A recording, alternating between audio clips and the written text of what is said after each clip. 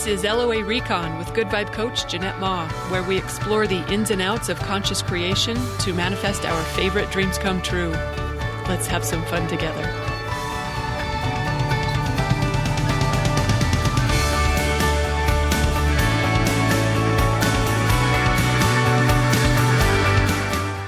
Welcome and thank you for joining me for another episode.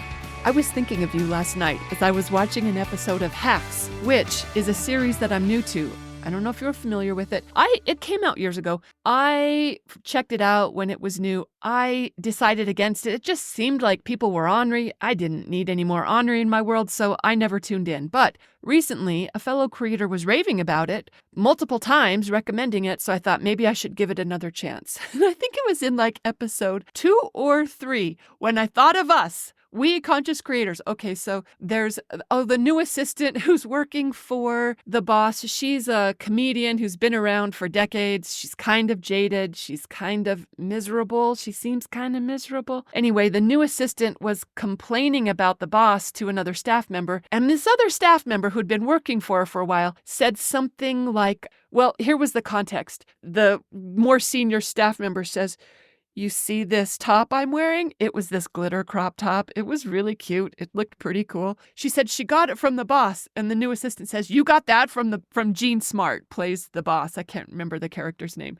This more senior girl says, "Yeah." She said, "Well, she gave me, I don't know, some piece of clothing, whatever it was." She said, "It was ugly." She said, "But it was quality." She said she cut off the sleeves and she trimmed it and turned it into this super cute glitter crop top. And she said that the boss is like that too. Yes, she can be ugly, but the quality is there.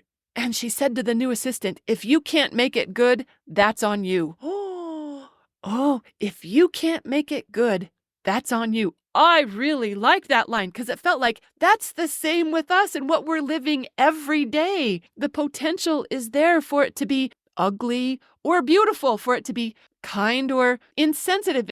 The potential is there for it to be supportive or contradictory. Like, it is all there for us to choose. In fact, that's what Abraham says. Every moment contains everything. And it's just a matter of what we choose to pull out of it. And we're choosing based on what we're vibrating. That's what dictates whatever version we're having. And we know our vibration is just about what we're thinking or what we're focused on or what we're making it mean.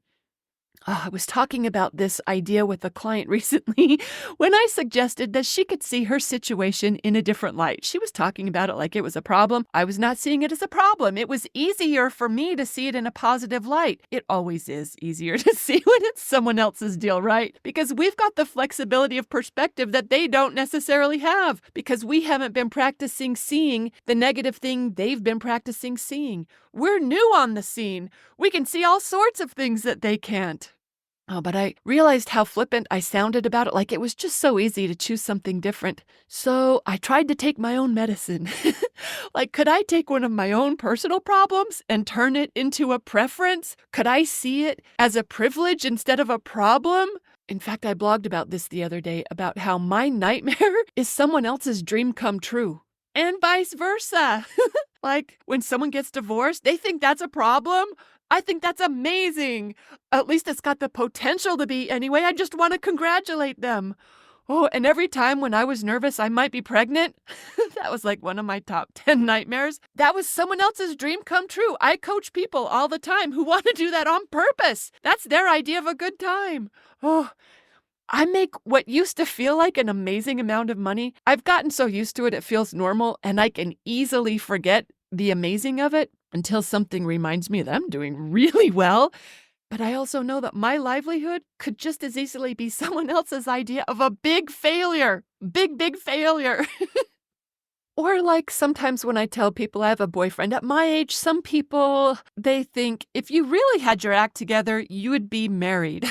Okay, look, I intend to never be married again. And yet my grandmother, she thought that was a horrendous turn of events for me when I got divorced. She straight up told me what to do to get my husband back. Quit your job, get your husband back. That's what she said to me. Her nightmare, though, was my liberation. Like, that was my preference. This is what I choose on purpose again and again and again. I'm not unmarried because some terrible misfortune befell me. This is how I want it to be. And it's also someone else's idea of failure or contrast. So I'm saying the thing that you're living isn't just one thing. It's a variety of potentials. What do you choose for it to be? Because it can be anything. And this is easier to say than it is to live. It's easy to say it to someone else when their problem isn't a problem that you believe in. So I asked myself, can I take my own medicine? I decided to try. Just the day before, I had been laid low by a situation I will not go into great detail with you on. It involved a cat and a baby bird. I did not like it. I did not want it. I did not have anything good to say about it. In fact, I spent the whole day under a cloud because of it. Ay, ay, ay. It threw me for a loop. I did not like it. All right, so can I do it on this? Can I see that in a positive light? Could my problem be a privilege instead? And as soon as I asked the question, it was so obvious to see. And granted, this was a day later when some of the sting had worked its way out just through the factor of time. But yes, it turns out I could see the good stuff there. Like, I have the privilege of worrying about baby birds. Come on, that's the biggest issue I've got going. That's a privilege in itself. Not only does it say that I don't have anything bigger to worry about, but it also says I've got time to pay attention to baby birds, that I am in an environment where they live. They're actually on my property. I don't have to walk to a park. They live right outside my door. It's easy for me to enjoy the birds and also to let my cats enjoy nature. I also have the time to give a whole day to mourning a baby bird and trying not to be mad about a cat who's just doing what comes natural to her. In fact, this is part of the deal. When I said I wanted to live closer to nature, Jeanette, hello, this is part of it. It's going to involve some of this, including storms that take down bird nests and a grasshopper infestation that's led to entire trees being eaten. Y'all, I planted a lot of trees this spring, entire trees, every leaf eaten. Grasshopper infestation. Okay, I said closer to nature. Ta-da, here I am. Getting more chances to get over my ideas about death and destruction. This is the privilege of not living in an apartment building in a concrete city filled with traffic and sirens and streetlights. This is the privilege of offering sanctuary to a litter of kittens who needed to be busted out of a high-kill shelter. This is the privilege that comes from planting trees and feeding birds who make their home around your home. This got privilege written all over it as soon as I asked myself. I also have the privilege of seeing death in a different light, right? Like, you know, the way Abraham and other teachers share, it's not the end. This isn't something gone wrong. That's a perspective that not everyone gets to consider, let alone embrace. Some people aren't aware of these teachings, which for me resonate as truth, but it's a privilege just to have been exposed to these ideas that are expanding my mind and my experience of life. That's a privilege. And some don't get that. Some don't get to consider different ideas. They don't live in ways where they get to believe different than what others believe. It's a privilege for me to be educated, to be learned. I am free to choose what to believe for myself. I could see the privilege here. And I felt the transformation. It did. It felt like weight melting off, or like the clouds parting to reveal the sun that was there all along. It was just my thoughts about it that were keeping me from feeling the warmth of it. I was so excited at how that former problem got turned into something completely different, something that felt so much better that I wanted to practice it on more. So I looked around, what are some more problems I could transform? Okay, here's another problem I've been grappling with. I gained something like 9 or 10 pounds this summer, the time of year when normally I drop weight. Okay, this is not my joy, but could I see it as a privilege? Well, when I ask the question, of course I can. Oh, first of all, the privilege of, hello, it's 10 pounds, not 100. Okay. There were times when I was hoping, when I was wishing, when my idea of a good time would be to get to the weight that I am now. Like once upon a time, this is what I wanted, and now I'm complaining about it. And I'm smart enough to know that resistance isn't the way to go with it. I'm skilled enough to be able to say yes to what's going on here instead of, oh, make it stop. Also, this is the biggest problem with my body? Come on, I'll take that all day long. That's a privilege to not be having any bigger concerns. Plus, I'm in a position to change it. I'm not stuck with this. I know how it all works. I've done it before. I'll do it again, and I get better at it every time. There's also the privilege of me being the only one who's worried about it. I don't have a doctor or a boyfriend or a trainer or an agent or an audience who's on me about it. I could drop some weight if I wanted to, or not. No one cares. Just me. That's a privilege. Oh, it just makes me look around. What's another problem I can transform? I feel like a fairy godmother with a magic wand. Where else can I point it? All right, you all know what I'm thinking, right? The problem of my neighborhood development, like that's the holy grail of all my problems. Can I see that as a privilege? Oh, well, first of all, where I live is a privilege. This is the most beautiful place, y'all. Oh, did you just hear the reverent tone I took on? That's how I feel about it. It's mountains, 360 degrees. We have 2 bodies of water, 2 reservoirs nearby. There's hiking, skiing, paddleboarding. There's so many trails. I can go on a dog walk and not see anyone. Me, I could do that. I do it multiple times during the week. Also, can you tell how much I love where I live? We're a dark sky haven. Seriously, we're dark sky certified. Did you know that's a thing? It is. But we also have the amenities of a city just less than a half hour away. And we've got an international airport less than an hour away, depending on how you drive. Smaller airports closer than that. I don't care about that stuff. But I also know not everyone gets to live here. I remember when I moved here, when I was getting my car inspected at the local garage, I heard one guy say to another in the lobby, he said, you can live in the valley or you can work in the valley, but you can't live and work in the valley. What he meant by that was it was so expensive to live up here, and there weren't the kind of jobs that would support you in order to live up here, that one way or another, you are commuting. You either have to live on the other side of the canyon and commute up here for a job, or if you live in the valley, you got to commute to the other side of the canyon for a real job that's going to pay you enough to be able to live up here. So what they were saying, you can live up here or you can work up here, but you cannot live and work up here. Well, I do. I live and work here in the valley. I did not say that to them, but I was feeling the privilege then and I'm feeling it now. And even when I bought this place, I said, you know what, even if worst case scenario, building happens to the south of me, I still have plenty of room and plenty of view. Nothing's going to ruin this, even if they build. Well, they built. And guess what? I still have plenty of room. I still have plenty of view. It still works. I also have the privilege of being able to let my yard turn wild. I was just on Facebook in the gardening group, and someone was offering free milkweed seed pods because she had to cut hers down. And everyone's like, what do you mean you had to cut them down? She lives in a city that has an ordinance that your weeds cannot get taller than 6 inches. And they figured her milkweed, do you know how many of us are growing milkweed on purpose? They deemed it a weed and made her cut it down or be fined. So she had to cut down her milkweed. Okay, a lot of us were super horrified about that. Guess what? I live in a place I have been letting my yard turn wild. I'm transitioning from grass to native pollinators. Not everyone gets to do that because some people have HOAs or county regulations about how high your quote-unquote weeds can be and how often you got to mow. And look, one person's weed is another insect safe haven. Like we're doing okay. I got the privilege of options. I got the privilege of letting my yard be what I want it to be and experiment. No one's saying boo about it. I don't just have the privilege of options, though, about what I'm doing in my yard. I have the privilege of options of where I live. Like, if I really didn't like it up here, I could leave.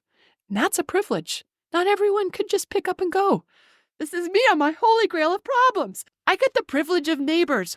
Okay, I feel this one regularly. I've got a neighbor. She brings treats to my chickens every day that she's in town anyway. Oh, also, I have neighbors that are gone. A lot of the time, I'm still the only one on the block. I love that too. I got another neighbor who lets her dog play at my house and she doesn't even get mad at me for harboring him. Oh my gosh, we love it when Charlie comes over to play. There's another neighbor who has heavy equipment and he clears snow, he digs holes, he does all sorts of things whenever we need it. The neighbor right behind me is a veterinarian. That's even better than when I dated one. Oh my gosh. She lets her horse graze with my horses in my pasture. Having 2 horses is fabulous, but 3 is even better. Okay, so I'm loving the neighbors. Come on. You know what Chad said to me the other day? He said, if he had the money, he would be so far away from anyone and anything. He said, there would be nothing around him for miles. He said, if he had that kind of money to buy that kind of land, he'd go out to the middle of nowhere and live by his own self. Well, maybe with me. I don't know. He didn't say. But you know what? He said that on the very same day that there was a neighbor walking their dog by, and that neighbor stopped to admire the work that he was doing on my new truck. Oh, some of you got to hear about my new truck. Oh, I'm so excited about my 72 Ford Highboy K. That neighbor stopped to admire the truck with him and the work that he was doing on it, and he loved it. He loved it. You know what I loved? That neighbor brought his puppy. I went out to go say hi. He's been training that dog to walk off leash, and I love being practice for them when they come by. But even when they don't need practice, I just love saying hi to that puppy. And he's got another dog that he usually walks. That dog looks like a Muppet. It looks like a Jim Henson creation. I love that dog so much. I love that dog even more than the puppy. And I would not have this without neighbors or without a street for them to walk on. You know what Chad also loves? When someone raves about his dog, Olive. He loves it when they want to pet her or they want to give her a treat. He also loves it when there's another neighbor to talk about, things with that I don't always love talking about. And you know what else he loves? Being able to help other people. He loves it. He thrives on it. You do too, right? Isn't it a fabulous feeling when we can be of service to someone else, even if it's just a little favor? Okay, that doesn't happen when you don't live around people. So he says he would create this lifestyle of a recluse, and I don't doubt it. I believe that he would. I just don't believe that he would like it better. And if that's true for him, it's probably true for me too. Oh my gosh, I'm so good at this. I can turn any problem into a privilege. Okay, but what about the one where your mom's been in and out of the hospital? She's home now. She still isn't having a great time with her health. Can I see that as a privilege? All right, this could be tricky territory maybe. But, we get whatever we look for, so let me just point my magic wand over here. Okay, first. Oh, well, there is this privilege, the privilege of having this experience with her such that I know not to take for granted any time we have together. That's a privilege. Also, the privilege of being able to help her, even if it's just a visit, because there was a time when we did not talk for several years. Or how about the privilege about how all the support she's getting, so it isn't on me to see her through this. She's got great insurance, great doctors. My dad is there. He is devoting all of his time to taking care of her. My brother helps. My sister-in-law is there for it. The neighbors have helped. My aunt has been there. I mean, it is really something to see the support she's getting. Sometimes I see families who have a loss where they didn't get to say goodbye to each other because they didn't see it coming. And I think after watching what my mom's been going through, I think, you know what? That's how I want to go, quick and sudden. No hospitals, no doctors, no suffering. Quick and sudden. Sign me up. And so I can even see that as a privilege when someone goes with no warning, no goodbyes. I get it, because that's how I want to do it too. So I'm just saying, I think I know how to make a glitter crop top. How about you? Do you know how to see problems as preferences or privileges instead? That can sound a little harsh what that character said to the other assistant when she said, if you can't make it into something good, that's on you. But I really like knowing that something good is there for me to find should I choose to look for it. And on the days when I'm just in the mood for a problem, that's a valid choice too. There's nothing wrong with milking it because contrast is part of the process. But we each get to decide how long we're going to do that routine for. It really, truly is optional. So don't forget that you have the skills, you have the know-how, you have the privilege of knowing that we're making all of this up and you get to decide for yourself what you're creating. So I love the fellow creator who showed me there was something fabulous to be found in a series that I had dismissed as too ornery to watch. I don't know if it was episode 2 or 3.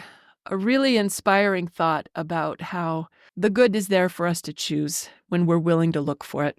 So here's to being willing to use our powers for good and transform our perspectives in ways that allow more good things to unfold.